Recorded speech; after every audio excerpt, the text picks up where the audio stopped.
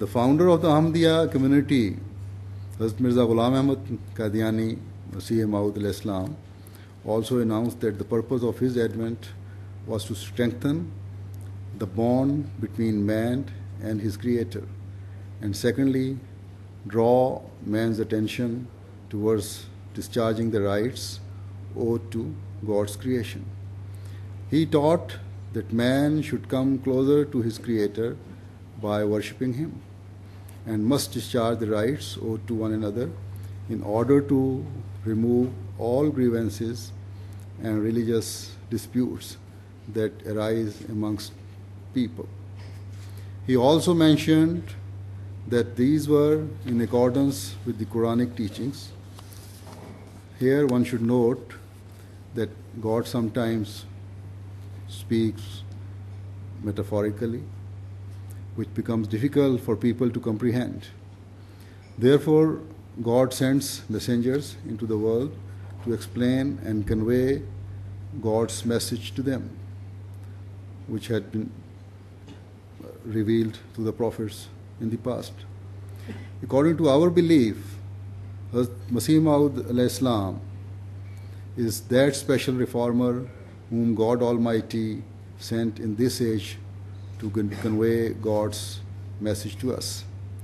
I will now briefly elaborate on what the Holy Quran teaches us regarding the establishment of peace in the society and the discharging of each other's rights. We Ahmadis try to ensure that we always abide by these teachings and share it with others so that the world becomes a heaven of peace, love, and harmony.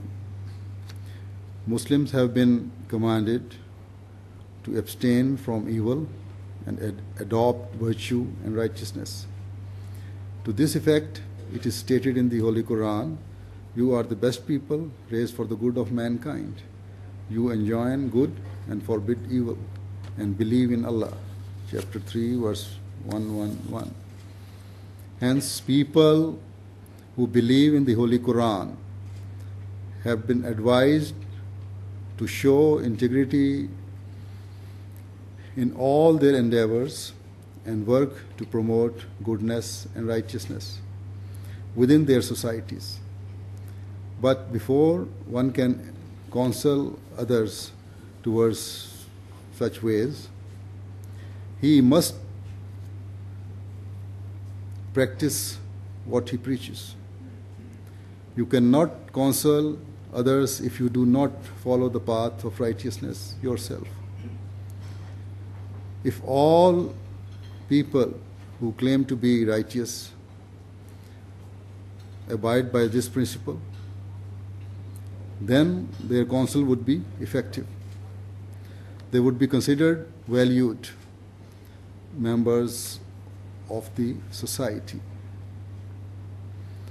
Others would respect them, give importance to what they say, and obey them, since they understand that this person is adopting such an approach not for his own good, but with the welfare of others at heart.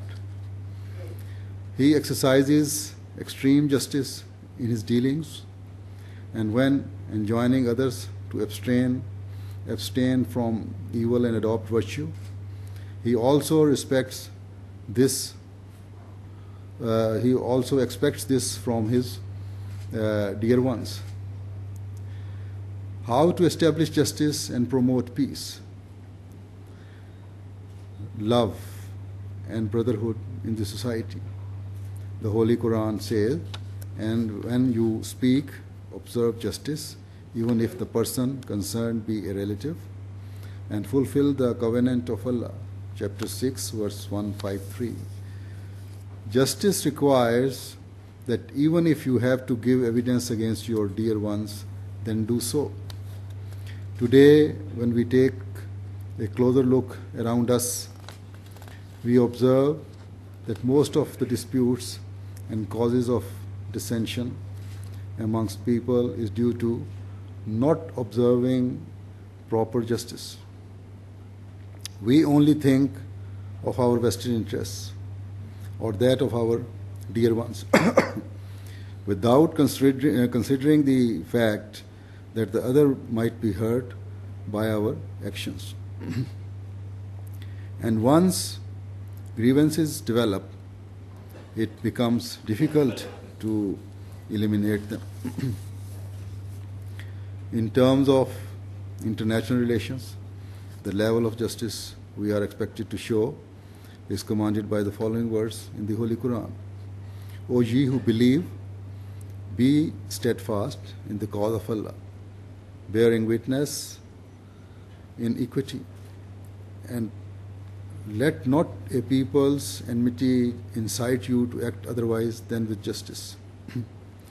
Be always just, that is nearer to righteousness, and fear Allah. Surely Allah is aware of what you do. Chapter 5, verse 9. This is the high standard for establishing justice in the society.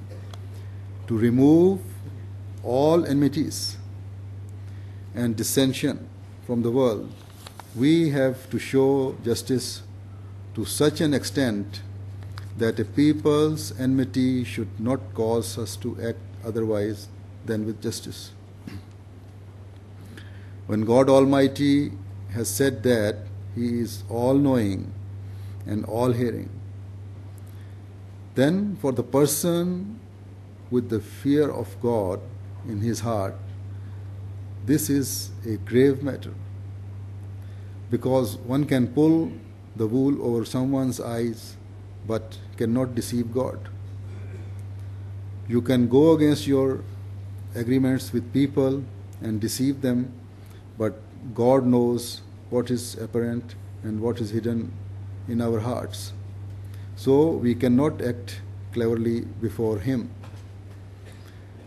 God Almighty has commanded us to always behave justly, keeping the fear of Allah in mind, and discharge the rights owed to one another with the fear of God in one's heart.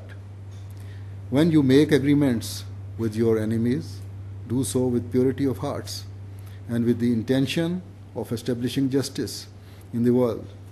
And one who believes in God should remember that God is watchful over all that one does.